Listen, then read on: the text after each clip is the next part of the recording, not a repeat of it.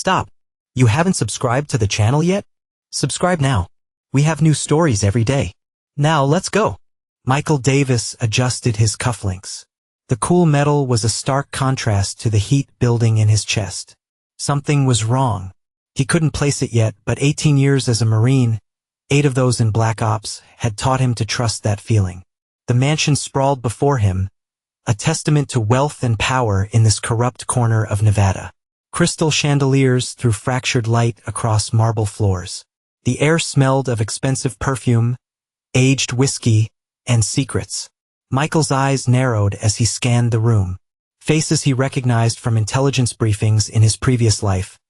Drug money, human trafficking, arms dealing, all hidden behind fake smiles and designer clothes. "Darling, you look so tense." Olivia's voice came from behind him, followed by her hands sliding around his waist. Too familiar, too affectionate. Not like the cold distance of the past few months. Michael turned to face his wife. God, she was beautiful. That had never been the problem. Her black dress hugged every curve, her blonde hair falling in perfect waves. Her smile, practiced and precise, didn't reach her eyes. "Just assessing the situation," he replied, voice low, force of habit. Olivia laughed, the sound musical and rehearsed. "Always the soldier. This is just a party, Michael. My biggest client of the year." She leaned in closer, her lips brushing his ear. "Try to have fun for once." Michael nodded, eyes still scanning the room. Olivia's event planning business had taken off over the past year. High-end clients, exclusive parties, money flowing faster than made sense. "Your client has interesting friends," Michael remarked, nodding toward a group of men whose faces he'd seen in criminal databases. Olivia's smile tightened. "Rich people often do. Don't ruin this for me." A waiter passed with champagne flutes. She grabbed 2, thrusting one into Michael's hand. "Drink? Smile, mingle." Michael took the glass but didn't drink. Another habit from his past life. Never consume anything you haven't seen prepared. He pretended to sip, watching Olivia over the rim. "Mrs. Davis?" A booming voice cut through the ambient chatter. "The woman of the hour." Michael turned to see Patrick Adams approaching. Tall, broad-shouldered, with a smile that didn't hide the predator beneath. Owner of the most exclusive nightclub in town, and if Michael's instincts were correct, much more. "Patrick," Olivia purred, her entire demeanor changing. She stepped forward, kissing the man on both cheeks, lingering a moment too long. "Everything is perfect, isn't it?" "Beyond perfect," Adams agreed, eyes sliding to Michael. "And this must be the famous husband. Finally, we meet." Michael shook the offered hand, noting the excessive pressure in Adams's grip, a power play from an insecure man. "Michael Davis, the ex-Marine." Adams's smile widened. "Olivia talks about you constantly." "Funny," Michael replied evenly. "She's never mentioned you until recently." The tension hung between them for a beat before Olivia laughed. Too loud, too forced. "Michael runs a security consulting firm. He's suspicious of everyone. It's what makes him good at his job." Adams nodded, eyes cold despite his smile. "Smart man. In this town, you can't be too careful." A beautiful woman in a red dress appeared at Adams's side, placing a possessive hand on his arm. He introduced her as his date, but Michael noticed how Adams's eyes still lingered on Olivia, and how Olivia seemed to stand straighter, pushing her chest forward slightly when his gaze landed on her. "Let me show you the rest of the venue," Olivia said to Adams, touching his arm. "The balcony setup is spectacular." "Lead the way," Adams replied, following Olivia as she walked away. "Don't wait up, darling," Olivia called back to Michael, not bothering to look at him. "Network a little." Michael watched them disappear into the crowd, Olivia's hand now on Adams's lower back, guiding him. The woman in red stood awkwardly for a moment before excusing herself to find the bar. Michael set down his untouched champagne and moved to a position with better visibility of the room. His phone vibrated in his pocket. A text from Leon. "AT the service entrance. Need to talk." Now, Michael frowned. His brother wasn't supposed to be here tonight. He slipped away from the main hall, moving through a staff corridor toward the kitchen and service area. Leon waited in the shadows, still in tactical gear, his face grim as Michael approached. "You shouldn't be here," Michael said quietly. "What's wrong?" "Everything," Leon replied, his voice tight. "I was right about Olivia. She's not just cheating on you with Adams. It's worse." Michael's jaw clenched. "Tell me." "I've been following her for 3 weeks, like you asked. She meets Adams at his penthouse, but it's not just closeness. They meet with known criminals. Money changes hands. And they talk about you, Michael." "What do they say?" Leon hesitated. "They talk about you like you're a problem that needs solving." Michael absorbed this, the cold feeling in his gut deepening. "You're sure?" "Sure enough that I came armed tonight." Leon showed Michael the shoulder holster under his jacket. "Something's happening. She's been transferring assets, cleaning out accounts. And Adams? He's not just some nightclub owner. He's connected to the cartels, human trafficking, you name it." Michael's mind raced, piecing together the past few months. Olivia's late nights, the unexplained cash flow, the sudden coldness toward him. "And there's more," Leon continued. "Detective James Alvarez is on Adams's payroll. I've seen them meet 3 times in the past week. Alvarez is dirty, Michael. Deep in whatever they're planning." Michael's expression hardened. "You think they want me gone?" "I think they want what you have, your money, your connections, your reputation to launder their operation. And yeah, eventually you gone." Michael considered his options. "Go home, Leon. Stay clear of this. I'll handle it." "Like heck I will," Leon growled. "You're my brother. We stick together." "I need you on the outside," Michael insisted. "If this goes bad, I need someone who can move freely." Leon looked like he wanted to argue but finally nodded. "Fine, but you call me the second you sense trouble." "Promise me." "I promise," Michael said, though they both knew some promises couldn't be kept. Leon slipped back through the service entrance. Michael returned to the party, his senses heightened now, every instinct on alert. He spotted Olivia across the room, laughing with Adams, her hand resting on his chest. The perfect lie was unraveling, and Michael Davis was ready. An hour passed. Michael moved through the party like a ghost, watching, listening. He caught snippets of conversation about offshore accounts, shipments arriving, people being moved. Not the usual talk at high society gatherings. Olivia had been watching him. Every few minutes, her eyes would find him in the crowd, checking, making sure he was still there, still unsuspecting. A waiter approached with a tray of drinks. "Whiskey, sir." "Compliments of Mrs. Davis." Michael looked at the amber liquid. "My wife sent this specifically for me?" "Yes, sir. She said it's your favorite." The waiter's eyes darted nervously. Michael took the glass. "Thank you." He didn't drink it. Instead, he carried it as he made his way to a quieter corner of the room.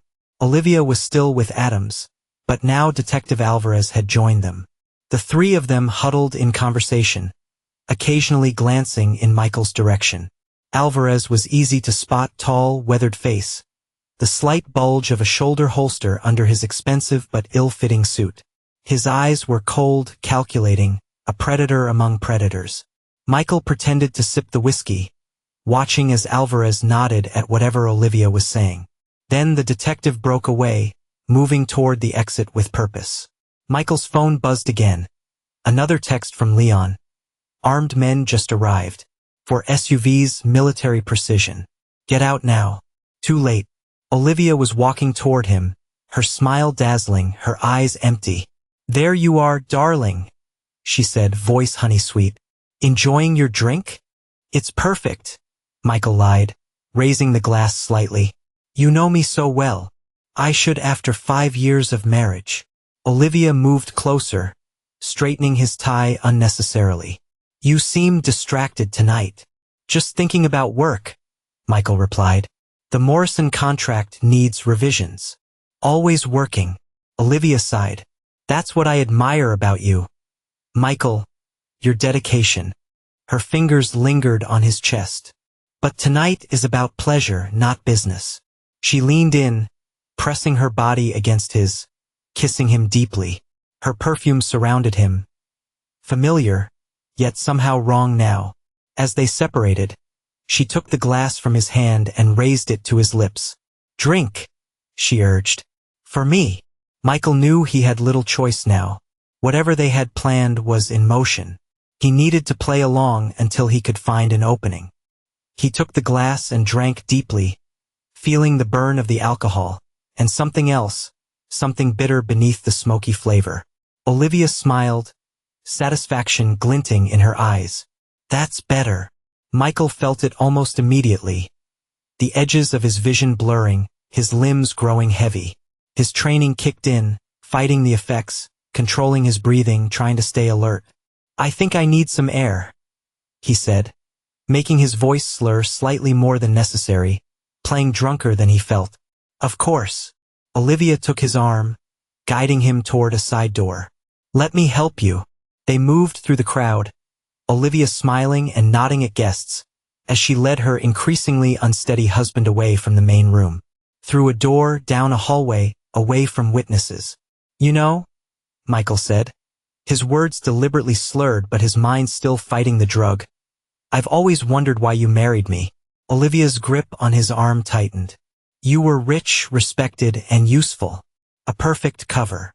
The pretense was gone now. They turned another corner, and Patrick Adams waited by an elevator. Two men in suits, clearly security, not guests, flanking him. "Is he under?" Adams asked, eyes cold.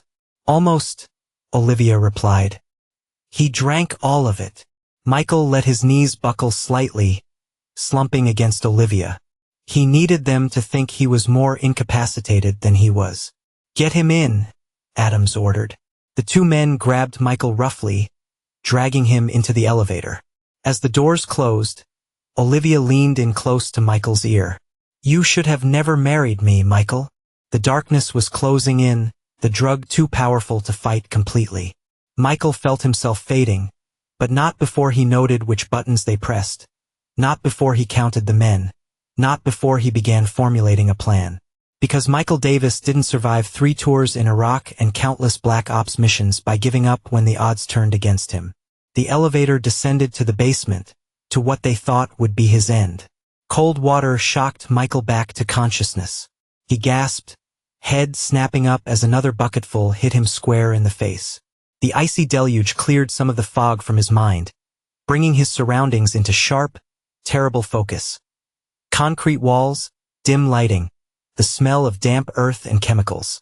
His own basement, the secure room he'd built himself for weapon storage and as a last resort safe room. The irony wasn't lost on him. "Wakey, wakey!" Adams's voice came from somewhere to his left. Michael assessed the situation through water-blurred eyes. His hands were cuffed behind him, around the back of a metal chair bolted to the floor. His ankles were zip-tied to the chair legs. The restraints were professional grade, not surprising, given what he now knew about the people who'd put him here. He could feel the drug still in his system, making his thoughts slower than he'd like, but the adrenaline was helping, sharpening his focus. "There he is," Olivia said, stepping into his field of vision. She'd changed out of her evening dress into something more practical. Jeans, a tank top. Her hair was pulled back, her makeup removed. This was the real Olivia, not the carefully constructed socialite wife. Michael spat water onto the floor. "Why the theatrics? If you want a divorce, you could have just asked." Olivia laughed, the sound echoing off the concrete walls. "A divorce and split everything 50-50? Please." Adams moved forward, standing behind Olivia, hands resting possessively on her hips. "Your wife has expensive tastes, Davis, and I have expensive plans." Michael noticed 3 other men in the room, 2 obvious muscle, ex-military by their stance and vigilance, and Detective Alvarez, leaning against the wall, watching with detached interest. "So this is what, a robbery?" Michael asked, testing the cuffs subtly, feeling for weakness. "Take my money and end me?" "It's so much more than that," Olivia replied, sitting on Adams's lap as he took a seat on the workbench. "Your security firm has government contracts, connections, access. We're not just taking your money, Michael. We're taking your entire life." Michael kept his face impassive, but his mind was racing. The setup was becoming clearer. Olivia had married him for access and cover. Adams was using both of them, Olivia for her connection to Michael and Michael's firm for legitimacy and access. "You're going to transfer everything to me," Olivia continued. "Your accounts, your properties, your business. Then you're going to disappear. A tragic accident. And you think I'll just cooperate?" Michael asked, voice steady. Adams smiled, a cold thing that never reached his eyes. "That's where Detective Alvarez comes in." Alvarez stepped forward, showing Michael a badge and a document. "We have enough evidence to connect you to illegal arms dealing, Mr. Davis. Your fingerprints on weapons used in 3 different homicides, your signature on shipping manifests for contraband, very sloppy." "Planted evidence," Michael said flatly. "Obviously. Can still agree with a shrug, but it'll stick," Alvarez replied. "I made sure of it." "So that's the choice," Olivia said. "Sign everything over. Take the fall for Patrick's operation, and maybe survive in prison, or don't cooperate and die right here." Michael studied his wife's face, this cold-blooded creature who'd shared his bed for 5 years. "And all of this, our marriage was part of the plan from the beginning." Something flickered across Olivia's face. A moment of not quite regret, hesitation maybe. "Not at first, but opportunities presented themselves. When she met me," Adams interjected, his hands sliding up under Olivia's tank top. "She realized she'd married the wrong man." Michael watched as Olivia leaned into Adams's touch, a performance meant to hurt him. But Michael had already disconnected from the emotion of the betrayal. Now he was calculating, observing, planning. "Now you're going to watch while real men take me," Olivia said, turning to face Adams, straddling him on the workbench. Adams grabbed her roughly, his mouth on her neck. Olivia's eyes stayed on Michael, watching for his reaction. Michael gave her nothing. Instead, he scanned the room for what he could use. The basement was his domain, even with the restraints even outnumbered. He had the advantage of knowing every inch of this space. His eyes locked on a large metal box in the corner. The custom gun safe he'd installed, supposedly known only to him. Olivia followed his gaze and smiled. "Yes, we found your little hidey hole. And when they're done with me..." She climbed off Adams and walked to the metal box, running her fingers along its seam. "I have a little surprise for you." Michael's jaw clenched. The only thing he kept in that box was his custom Magnum. A weapon too conspicuous for everyday carry but too reliable to discard. If they had found that... Olivia returned to Adams, who was now unbuckling his belt. She began to kiss him hungrily, putting on a show, hands working at his clothes. Alvarez looked away, seemingly uncomfortable. "I'll check the perimeter," he muttered, heading up the stairs. The 2 guards maintained their positions, one by the stairs, one by the exterior basement window. Both armed, both watching Michael despite the spectacle Olivia and Adams were creating. Michael felt a familiar calm of combat settling over him. The world narrowed to objectives, obstacles, and advantages. His thumb would dislocate easily enough, an old trick he'd learned in training. The chair was bolted down, but the cuffs were standard issue. The zip ties would be trickier. Olivia and Adams were getting more explicit, more vocal. The guard by the window shifted uncomfortably, his attention split. The one by the stairs remained focused on Michael, but his stance had relaxed slightly. Michael caught movement in the small basement window, a shadow passing by outside. Leon. His brother had tracked him here. That changed the equation. Michael gave a small nod, almost imperceptible, toward the window. The shadow moved away as Olivia continued humiliating herself. Michael's mind was already plotting his escape. His marine instincts took over, scanning the room for weaknesses, timing the guards' movements, calculating angles. He wasn't just going to escape, he was going to burn them all down. They thought they had broken him, humiliated him. They had no idea who they were dealing with. Michael Davis didn't forgive, he didn't forget, and he never, ever lost. Michael waited until Olivia and Adams were fully distracted with each other.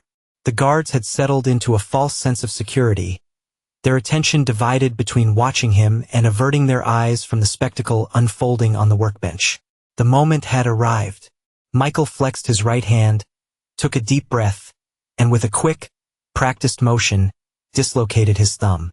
Pain shot up his arm, but years of training had taught him to compartmentalize discomfort. The cuff, tight moments ago, now had just enough give that he worked his hand free, careful to keep his movements hidden from the guards. His wrists were raw, blood trickling down his fingers, but that was irrelevant now. The rush of adrenaline narrowed his focus to a laser point. The guard by the stairs, Miller, based on the way Adams had addressed him earlier, shifted his weight, bored with his assignment. The second guard, positioned by the window, checked his phone briefly. Michael caught another shadow pass by the basement window. Leon was still out there, waiting. Good. Olivia moaned loudly, putting on a show for Michael's benefit. Neither she nor Adams was watching him now. Michael slipped his freed hand slowly behind the chair, feeling for the bolts. One was loose, he'd noticed it months ago and never fixed it. Another small advantage. With precise timing, Michael waited until Miller turned his head to whisper something to the window guard. In that moment, Michael surged upward, the chair still partially attached to his left arm and legs, and lunged toward Miller. Before the guard could react, Michael had closed the distance between them. With a swift, brutal motion, he wrapped his right arm around Miller's neck and twisted. The crack echoed in the basement. "What the?" the second guard began, reaching for his weapon. Michael was already moving. He swung the chair, still partially attached to him, hitting the guard and knocking him off balance. The guard's gun discharged, the bullet embedding itself in the ceiling. The sound finally caught Olivia and Adams's attention. Olivia screamed. Adams scrambled for his pants, where his own weapon was holstered. "End him!" Olivia shrieked. "Just end him!" Michael broke the chair against the wall, freeing his left arm. The zip ties still bound his ankles to the chair legs, limiting his mobility, but he'd managed to grab Miller's knife from his belt. The second guard regained his footing and raised his gun. Michael threw the knife with deadly accuracy, embedding it in the man's throat. The guard staggered backward, clutching at the blade, then collapsed. "Jesus Christ!" Adams gasped, fumbling with his gun. Michael dragged himself to the workshop cabinet, using his upper body strength to compensate for his still-bound legs. He knew Adams would shoot him in seconds if he didn't act fast. "You're done, Davis," Adams shouted, finally freeing his weapon. "You hear me? Done." Michael reached behind the tool cabinet, finding the hidden latch that would open his actual secret compartment, not the obvious gun safe they'd discovered. His fingers closed around the grip of his custom Magnum. Adams fired. The bullet splintered the wood of the cabinet inches from Michael's head. Olivia was already running for the stairs. "Alvarez, he's loose. Alvarez." Michael swung around, Magnum in hand, and slashed at the zip ties with a nearby saw blade. One leg free, then the other. Adams fired again, the shot going wide as panic affected his aim. "You can't end me in my own house," Michael said, his voice deadly calm as he stood. "Watch me." Adams snarled, adjusting his aim. Michael dove to the side as Adams fired again. 3 shots in rapid succession, all missing as Michael rolled behind a workbench. Footsteps pounded downstairs. Detective Alvarez appeared, gun drawn. "He's behind the bench," Adams shouted. Alvarez fired twice in Michael's direction. "LVPD. Freeze." Michael almost laughed at the absurdity. A corrupt cop yelling police procedure while trying to harm him. "That badge doesn't mean much when you're on a crime boss's payroll, Alvarez," Michael called out, calculating angles and distances in his head. "You've got nowhere to go, Davis," Alvarez replied, moving to flank him. Michael waited for Alvarez to step into view, then fired a single, precise shot. The bullet tore through Alvarez's right shoulder, spinning him around. The detective crashed into the wall, his gun clattering to the floor. "You piece of garbage," Alvarez gasped, clutching his bleeding shoulder. Adams was backing toward the stairs, using Olivia as a shield now. "This isn't over." Michael took aim again, but Adams and Olivia were already scrambling up the stairs. Alvarez staggered after them, leaving a trail of blood on the wall. "Radio for backup," Alvarez shouted as they retreated. "Get everyone here now." Michael knew he had minutes, possibly seconds, before Adams's men swarmed the house. He moved quickly to the basement window, the one Leon had been watching through. It was small, tight for a man of his size, but it was his only exit. He broke the glass with the butt of his gun, cleared the sharp edges, and began squeezing through the narrow opening. The jagged remnants of glass cut into his shoulders and back as he pushed himself through, but pain was a luxury he couldn't afford to acknowledge right now. Outside, the cool night air hit his face. He pulled himself free, dropping to the ground in a combat-ready crouch. "Took you long enough?" Leon said, emerging from the shadows, rifle in hand. "I was about to come in after you." "Had it under control," Michael replied, quickly assessing the perimeter. No visible threats yet, but he could hear shouting from inside the house. "We need to move. Now." "This way," Leon said, leading him toward the edge of the property. "I've got a car stashed 2 blocks over." As they moved through the darkness, staying low and using the landscaping for cover, Michael heard sirens in the distance. "Alvarez has called in his corrupt friends," Michael said. "How'd you find me?" "Tracked your phone," Leon replied as they slipped through a gap in the hedge. "And when it went dead, I figured they'd take you somewhere they controlled. Your house was the logical choice." They reached the street and moved swiftly between parked cars, avoiding streetlights. "You were right about Olivia," Michael said, his voice betraying no emotion despite the words. Leon glanced at his brother. "I wish I hadn't been. I'm going to end her," Michael stated matter-of-factly. "Her, Adams, Alvarez, all of them." Leon didn't flinch at the declaration. "I figure as much. That's why I came prepared." He led Michael to a nondescript sedan parked between 2 larger vehicles. "Get in, we need to disappear." As they drove away, Michael watched his house grow smaller in the side mirror, police cruisers already pulling up, lights flashing. He felt nothing as he watched the life he'd built fade into the distance. The war had just begun. Dawn broke over an abandoned warehouse on the outskirts of the city. Michael sat on a metal crate, cleaning his magnum while Leon patched up the cuts on his back. "Some of these need stitches," Leon said, pressing antiseptic against a particularly deep gash. "Do what you can," Michael replied, focused on his weapon. "We don't have time for a hospital." "I figured." Leon pulled a suture kit from his tactical bag. "This is going to hurt. Just do it." As Leon worked, Michael made a mental inventory of their situation. They had limited weapons. His magnum, Leon's rifle, 2 handguns, and whatever was in the go bag his brother had prepared. Not enough to take on Adams's organization. "We need more people," Michael said as Leon tied off a stitch. "I'm already on it," Leon replied. He nodded toward a laptop on a nearby table. "Made some calls while you were unconscious for an hour." Michael raised an eyebrow. "I wasn't unconscious. You were out cold, brother. Whatever they gave you hit hard once the adrenaline wore off." Michael frowned. "Another debt to repay." "Who did you call?" "Diana Wolf," Leon answered. Michael nodded slowly. Diana was a former NSA hacker who'd gone off the grid after a disagreement with her superiors about constitutional rights. She'd helped Michael on a few operations that required digital expertise. "You think she'll come?" "She's already working," Leon said. "Said she'd be here by noon." "Good." Michael stood, testing his mobility. His thumb was swollen, and his back stung, but he could function. "We need to get ahead of this. By now, Alvarez has filed reports painting me as the aggressor, probably claiming I attacked him during a legitimate police visit."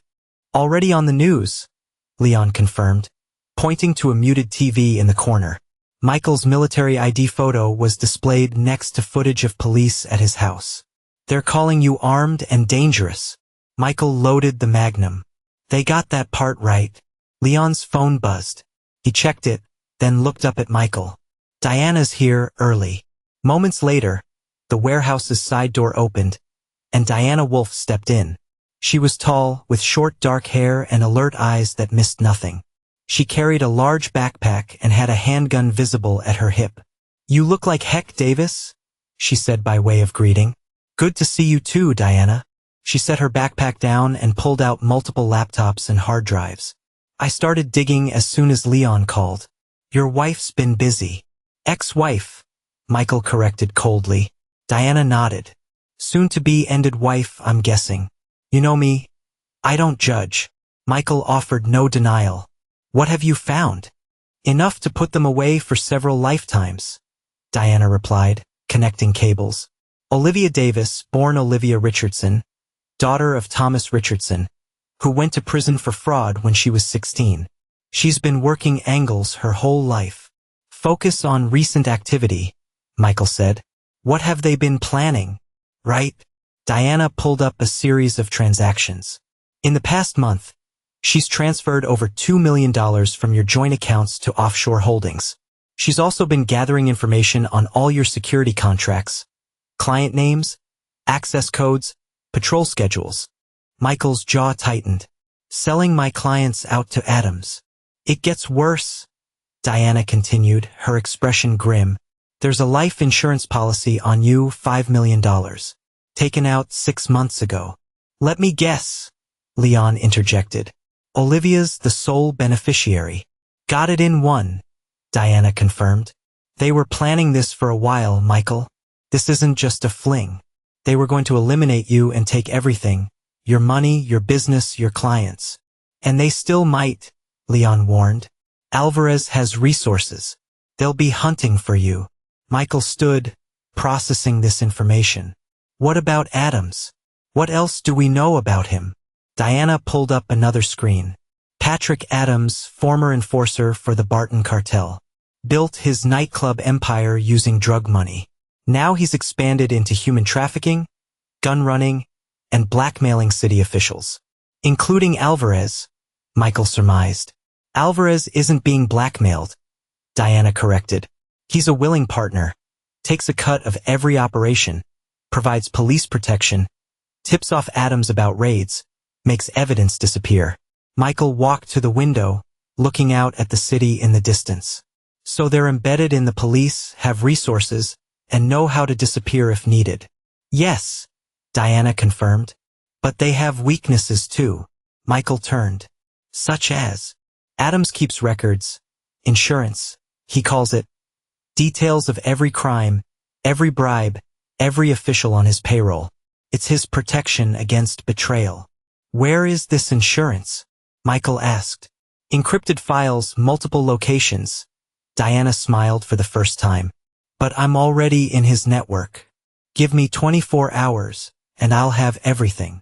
"We don't have 24 hours, Michael said. "They'll be moving operations, covering tracks." "I don't need them to stay still," Diana replied confidently. "I just need them to stay online. And they will. Their entire operation depends on their digital infrastructure." Michael nodded. "Good. While you work on that, Leon and I will start gathering supplies.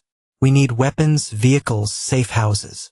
"Already got 2 safe houses set up," Leon said. "And I've called in some favors for hardware." Michael turned to his brother. "How many men can you trust?" "Really trust?" Leon considered this. 3, maybe 4 guys from our unit who owe us." "Call them," Michael ordered. "Tell them it's a private contract, triple their usual rate." Leon nodded. "What's the plan, Michael?" Michael looked between his brother and Diana. "First, we disappear, let them think they've won. Then we hit them where it hurts. Their money, their operations, their reputation.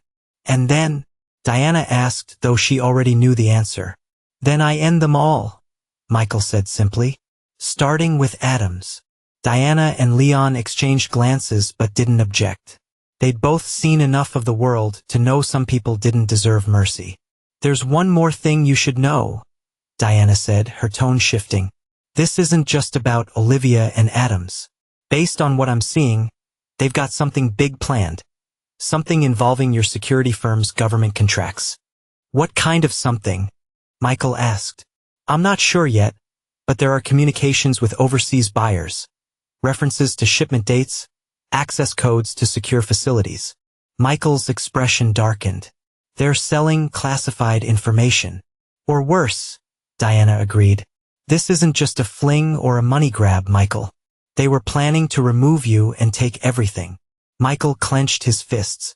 Then we'll just have to remove them first. 3 days passed in a blur of preparation. Michael barely slept, his mind constantly running scenarios, attack vectors, contingency plans. Every moment Olivia and Adams remained free was another moment they could cover their tracks.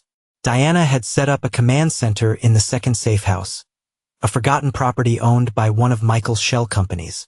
The walls were covered with surveillance photos, maps, and network diagrams tracking Adams's operation. "We've got movement," Leon announced, entering the planning room. Alvarez held a press conference. "They're saying you fled the country." Michael looked up from cleaning a sniper rifle. They took the bait. The previous day, they'd leaked carefully crafted misinformation through channels they knew Alvarez monitored. A false trail leading to Mexico, then international flights booked in Michael's name to various European destinations. "It gets better," Leon continued, tossing a newspaper onto the table. "They're painting you as a jealous husband who attacked a police officer and an innocent businessman after discovering your wife's affair." "Let them spin their story," Michael replied, unbothered. "It keeps them focused on a threat that's supposedly thousands of miles away." Diana entered, tablet in hand. "I've got something."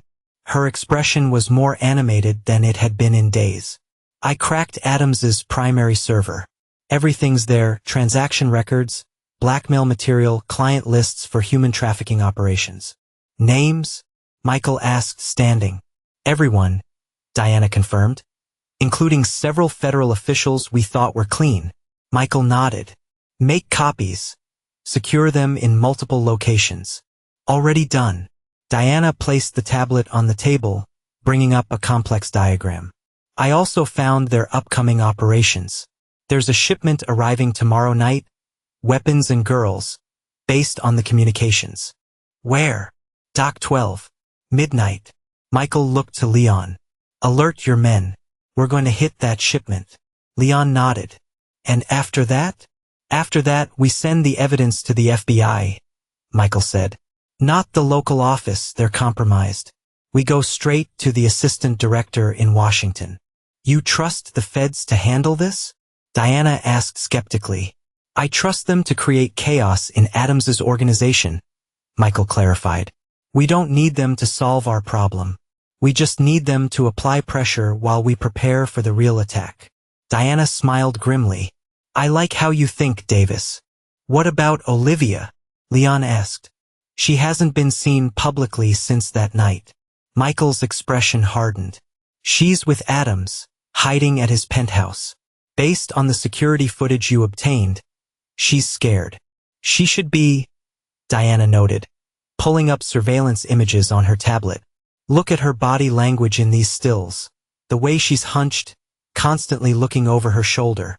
"She'll be even more scared soon," Michael said coldly. Diana studied him. "You want her to suffer first, don't you?" "I want her to understand exactly what she's done, who she betrayed." Michael's voice was calm but carried an undercurrent of deadly intent. "She chose this path. Now she'll see it through to the end." Leon exchanged glances with Diana, then checked his watch. "My contacts will be here in an hour with the rest of the equipment. We should finalize the Dock 12 operation." As they gathered around the tactical map, Michael's phone buzzed. A text message from an unknown number. "Subpoena issued for your bank records. Alvarez moving fast." It was one of their informants in the courthouse. Michael showed the message to the others. "Time to complicate their lives," he decided. Diana nodded, understanding immediately. "I can release the first batch of evidence now. Not everything, just enough to keep the FBI interested." "Do it," Michael ordered.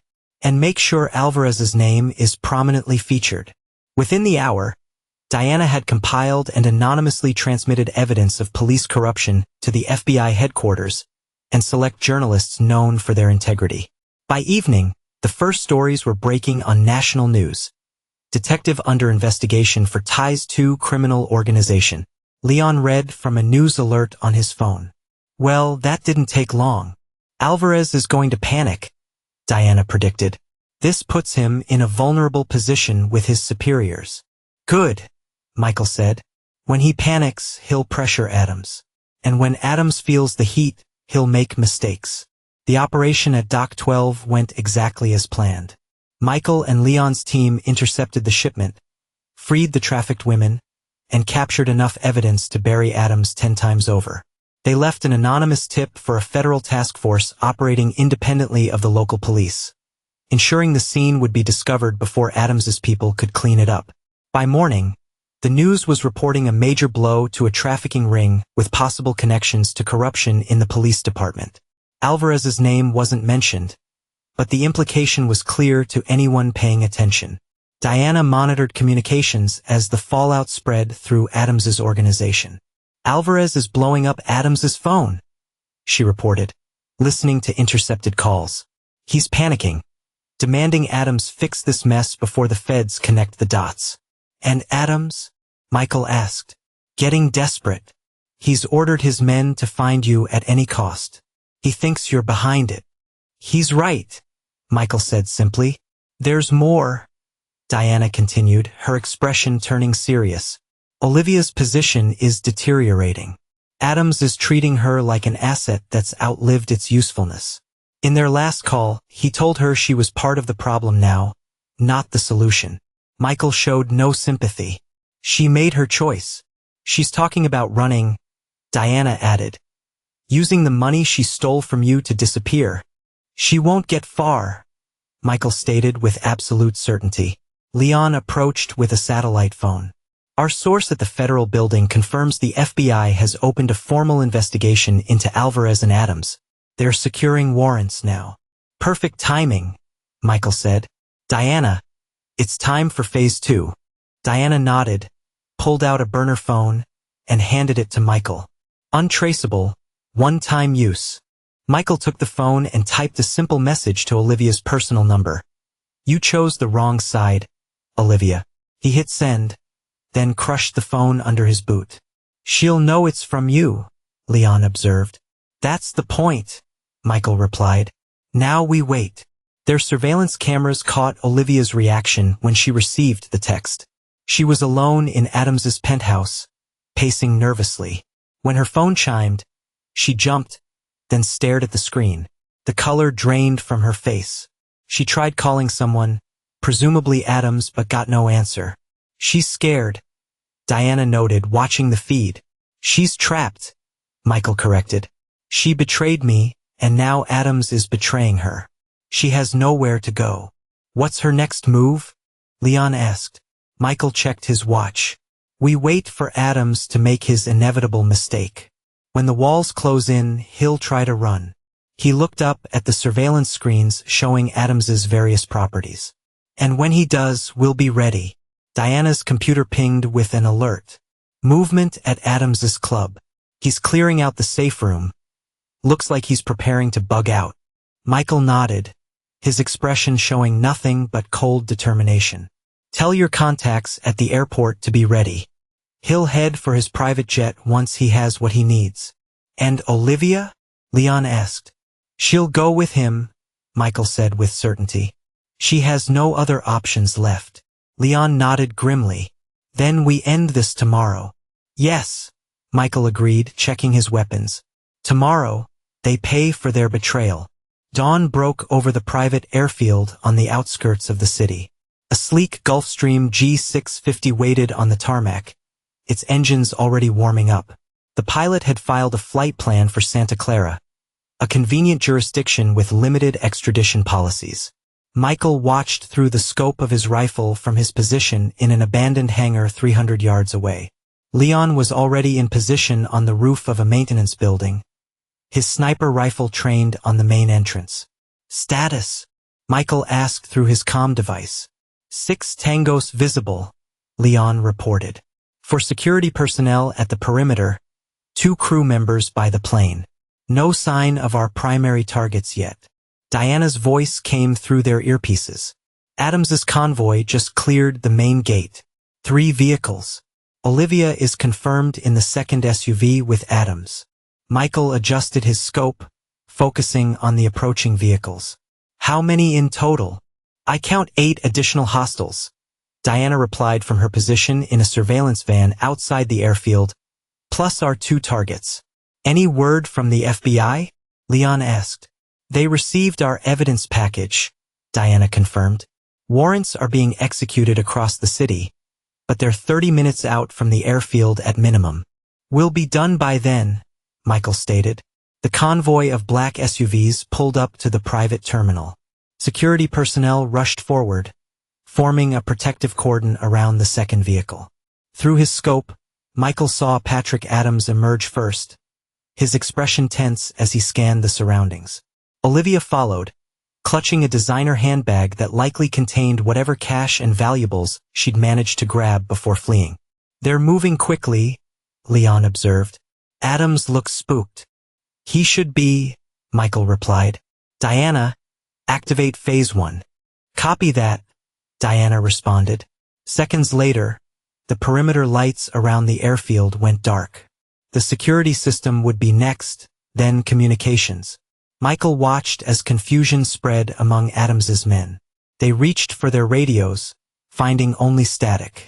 The pilot's coming out of the plane, Diana reported, listening to intercepted radio traffic. He's saying something's wrong with tower communications. They're delaying all departures.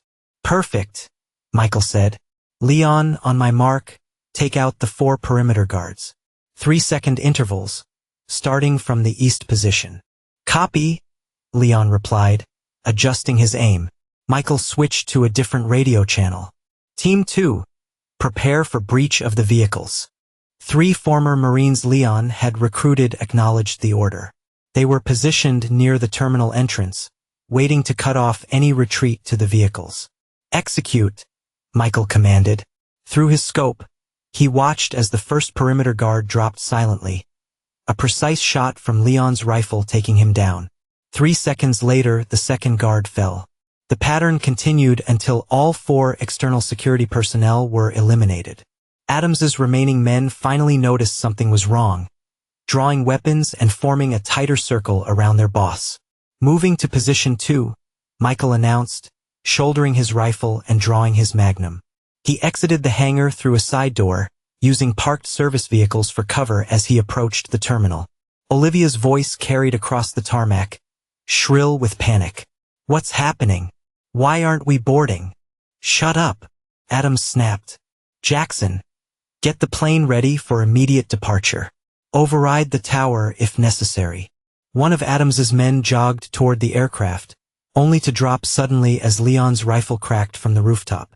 We're under attack, shouted one of the remaining guards, pushing Adams toward the terminal building. The 3-man team Michael had positioned at the vehicles chose that moment to strike, emerging with automatic weapons and cutting off the retreat. Down! Everybody down! They shouted, but Adams's men responded with gunfire. Chaos erupted on the tarmac. Adams dragged Olivia behind a fuel truck, using her as a partial shield while trying to maintain cover from multiple angles. Michael moved methodically through the shadows, closing in on his targets. He didn't rush. Every step was calculated, each movement precise. This wasn't rage driving him, it was cold, focused purpose. He heard Olivia scream as a stray bullet hit the fuel truck above her head. Do something, she yelled at Adams. Your men are getting slaughtered. They're doing their job, Adams growled. Where the heck is Alvarez with backup? Michael had reached the edge of the fuel truck. He could hear their labored breathing just around the corner. Adams was cursing into his phone, getting no signal. It's him, isn't it? Olivia asked, her voice trembling. It's Michael. I told you he wasn't normal. I told you what he was capable of. Shut up, Adams hissed, pressing a gun to her temple. You think I care about this worthless woman? He called to Michael, laughing. She's just another tool to me. Olivia went still, the truth of her situation finally dawning on her. The color drained from her face as she realized she had never been in control. Not of Adams, not of Michael, not even of her own fate. Michael! she whispered, her eyes pleading. I'm sorry. Michael's expression remained impassive. So am I. Without hesitation, Michael raised his weapon and fired a single shot. The bullet passed within inches of Olivia's head before striking Adams directly between the eyes. A perfect kill shot. Adams's grip on Olivia loosened as he crumpled to the ground, gone before he hit the tarmac. Olivia fell to her knees beside Adams's body, trembling violently. Her designer outfit was splattered with blood, her carefully maintained facade completely shattered. She looked up at Michael, tears streaming down her face. Michael, I only did it because I loved you, she said, the lie hollow even to her own ears. Michael stared down at her, his eyes cold and unforgiving. You don't betray people you love. Olivia reached out a hand toward him. Please, Michael, we can start over. I have money. We can disappear together. There's no we, Olivia. There never was. She scrambled to her feet, desperation overriding her fear. What are you going to do? What I should have done years ago, Michael replied. Trust my instincts. Olivia's eyes widened as she realized what was about to happen. No, Michael, please. A single gunshot echoed across the tarmac. Olivia collapsed, a small, precise bullet hole centered in her chest. Her eyes remained open, a mixture of shock and understanding frozen on her face. Michael holstered his weapon as Leon approached, rifle slung over his shoulder. Police ETA 3 minutes, Leon reported, glancing at the bodies. We need to move. Not yet, Michael replied. There's something at the house we need to check first. The metal box? Leon asked. Michael nodded. Whatever was in there, it was important enough for Olivia to use as leverage. I need to know what it is. Diana can pick us up at the service road, Leon said, already moving toward their extraction point. But we'll need to hurry. As they left the scene, Michael didn't look back at the woman who had betrayed him or the man who had helped her. In his mind, justice had been served, not the justice of courts and laws, but the more ancient kind, the justice of consequences. The journey back to the house was tense. Police chatter filled the radio as units responded to multiple scenes across the city. The airfield, Adams's nightclub, his various properties. The FBI had moved faster than anticipated, executing simultaneous raids based on the evidence Diana had provided. They found the trafficking victims at the warehouse. Diana reported from behind the wheel, navigating through back streets to avoid checkpoints. 32 girls, some as young as 14.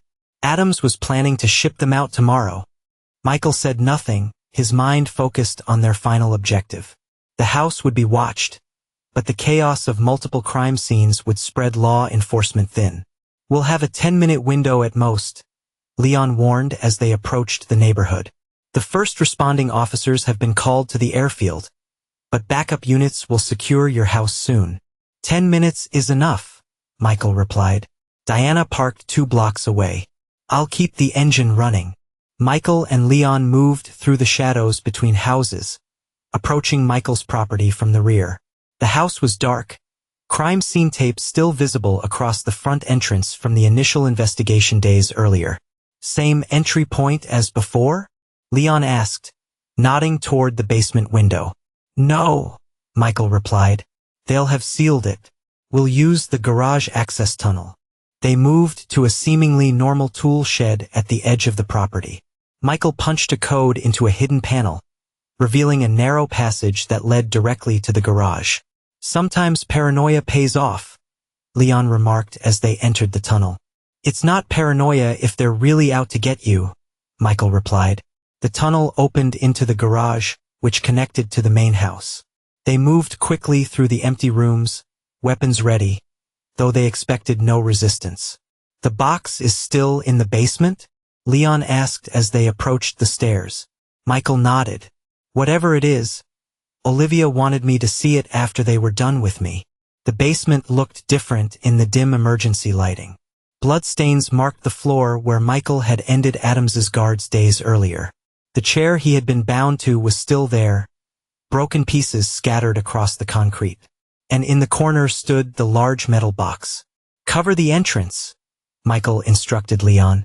This won't take long. Leon positioned himself at the base of the stairs while Michael approached the box. It was about 4 feet high and 3 feet wide, large enough to hold weapons, documents, or other contraband. The lock was electronic, requiring a combination. Michael knelt beside it, examining the keypad. He tried Olivia's birthday first, then their anniversary. Both failed. Try the day you met her, Leon suggested, keeping his attention on the stairs. Michael punched in the numbers. July 14th, 17. The lock clicked open. Some things you don't forget, Michael murmured, pulling the heavy door open. What he saw inside froze him in place. Bound and gagged, curled into a fetal position, was a teenage girl. Her eyes, wide with terror, stared up at him, pleading. Jesus Christ, Michael breathed, immediately reaching in to remove the gag. Are you hurt? The girl flinched away from his touch, trying to press herself further into the corner of the box. I'm not going to hurt you, Michael said, making his movements slow and deliberate. I'm here to help. Leon looked over Michael's shoulder, shocked. Is that one of Adams's trafficking victims? Michael nodded grimly, carefully cutting the zip ties that bound the girl's wrists and ankles. My guess is she saw too much or tried to escape. They were keeping her here as punishment. The girl couldn't have been more than 16. Bruises marking her arms and face, severely dehydrated. How long have you been in there? Michael asked gently. 3 days, she whispered, her voice raw. They said they'd come back, but no one did. Michael's jaw tightened. What's your name? Nicole, she replied, still trembling. Okay, Nicole, I'm Michael and this is Leon. We're gonna get you out of here, but we need to move quickly. Can you walk? She nodded uncertainly. Michael, Leon warned. We've got headlights on the street. We need to go now. Michael helped Nicole stand, supporting her weight as her legs threatened to give out. We're taking you somewhere safe, he promised. Adams can't hurt you anymore. Is he gone? Nicole asked, hope and fear mingling in her voice. Yes, Michael replied simply. He's gone, and his entire operation is being shut down as we speak. They moved carefully back through the house, Nicole leaning heavily on Michael for support. As they reached the garage, flashing lights became visible through the front windows. Police are setting up a perimeter, Leon reported. Tunnel exit is our only option now. They guided Nicole through the narrow passage, emerging into the night air, just as additional police units arrived at the front of the house. Through his earpiece, Michael heard Diana's voice. I've got eyes on you. Moving to your position now. A black SUV pulled up alongside them, and Leon helped Nicole into the back seat.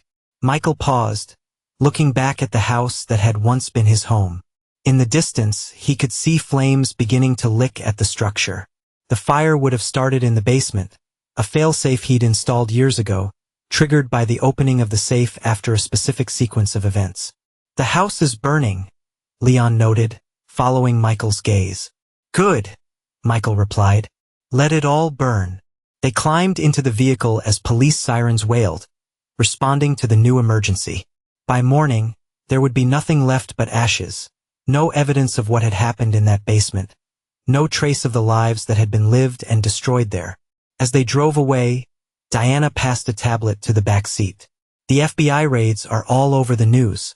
They found enough evidence to take down everyone connected to Adams's operation.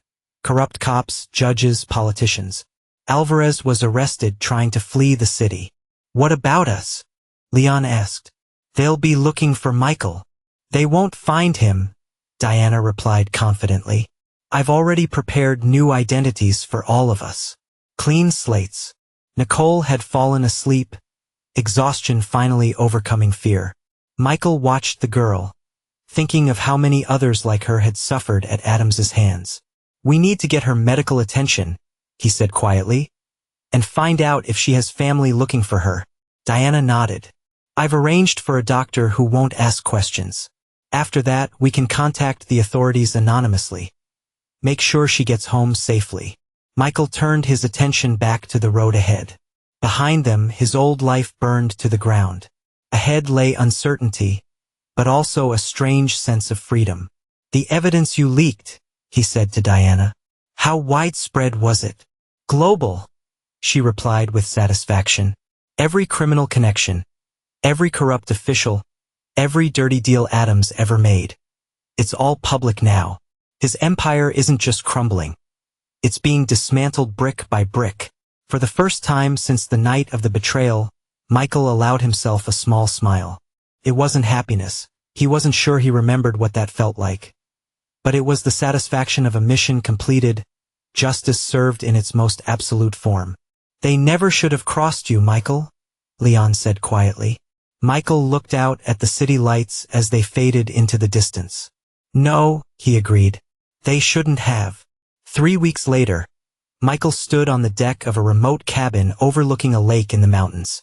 The morning air was crisp, the water still as glass, reflecting the towering pines that surrounded it.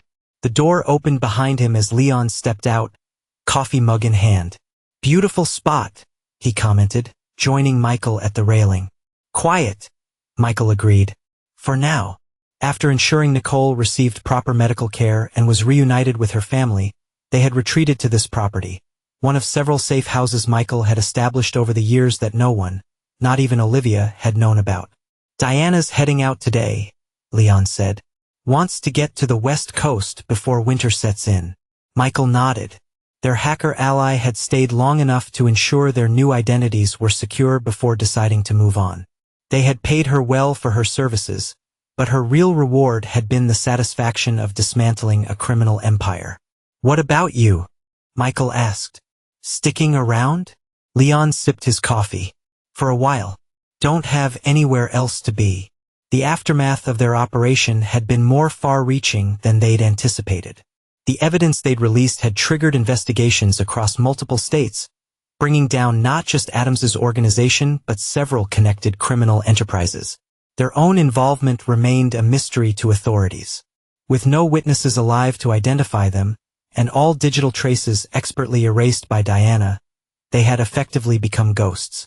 "The FBI director is holding a press conference today," Leon mentioned, taking credit for the largest human trafficking bust in state history. "Let them have the headlines," Michael replied. "Results are what matter." They stood in comfortable silence for a moment, watching an eagle circle over the lake. "So?" Leon finally asked, leaning against the railing. "What now?" It was the question Michael had been considering since the night at the airfield.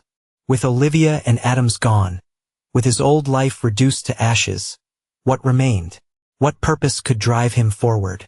The answer had come to him while watching over Nicole in the hospital, seeing the mixture of relief and lingering fear in her eyes, seeing how fragile the line between victim and survivor truly was. Michael turned to his brother, a hint of a smile playing at the corner of his mouth. "We build something better." "Better than what?" Leon asked, eyebrow raised. "Better than what we had. Better than what they destroyed." Michael gestured toward the laptop on the table inside. "I've been reviewing the files Diana recovered. Adams wasn't the only one running trafficking operations. There are others, bigger fish with better protection." Leon studied his brother's face. "You want to go after them too?" It wasn't a question. "We have the skills," Michael replied. "We have the resources. And now we have nothing to lose. Just the two of us against international crime syndicates?" Leon shook his head, but he was smiling. "Sounds like a bad idea." "Not just us," Michael corrected. "I've been making calls. There are others, ex-military intelligence, people with particular skills and similar motivations. People who want to make a difference but don't trust the system to do it." "A private army?" Leon surmised. "A specialized task force," Michael amended, "operating in the shadows where traditional law enforcement can't or won't go." Leon considered this, looking out over the peaceful lake. "No rules, no oversight, no mercy for the guilty?" "Exactly. And what if we become what we're fighting against?" Leon asked, the question serious despite his light tone. Michael's expression hardened slightly. "We have one rule: we protect the innocent. Everything else is negotiable." Leon finished his coffee and set the mug on the railing. Well, brother, I can't let you have all the fun. Count me in. Michael nodded, satisfied. He had known Leon would join him not just out of loyalty, but because they shared the same sense of justice, the same need to balance the scales in a world that often looked the other way. I have a lead on an operation in Southeast Asia, Michael said. We can be there in 48 hours. What about the cabin? Leon asked, gesturing to their temporary home. It'll be here when we need it, Michael replied. For now, we have work to do. They went inside to prepare for departure. Michael packed efficiently, including only the essentials, weapons, communication equipment, false identities, the tools of his new trade. As dusk fell, they loaded their gear into a nondescript SUV. Leon took the driver's seat while Michael made one final check of the cabin, ensuring they left nothing behind that could be traced back to them. Satisfied, he joined his brother in the vehicle. Ready. Leon started the engine. Born ready. They drove away from the cabin, headlights cutting through the gathering darkness. Behind them lay the past, betrayal, vengeance, closure. Ahead stretched an uncertain future, but one with purpose and clarity.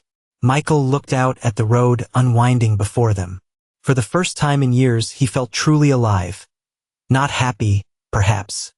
Happiness was still a foreign concept after everything that had happened, but focused, determined, free from the lies that had surrounded him for so long. No forgiveness, he murmured to himself as the cabin disappeared from view. Leon glanced at him. What was that? Nothing, Michael replied. Just thinking about our new beginning. They drove into the night, leaving no trace behind. Just two brothers with a mission, bound by blood and shared purpose, ready to bring their own brand of justice to a world that desperately needed it. For those who trafficked in human lives, who profited from pain and suffering, a reckoning was coming. And when it arrived, it would offer no mercy, no second chances, and no forgiveness.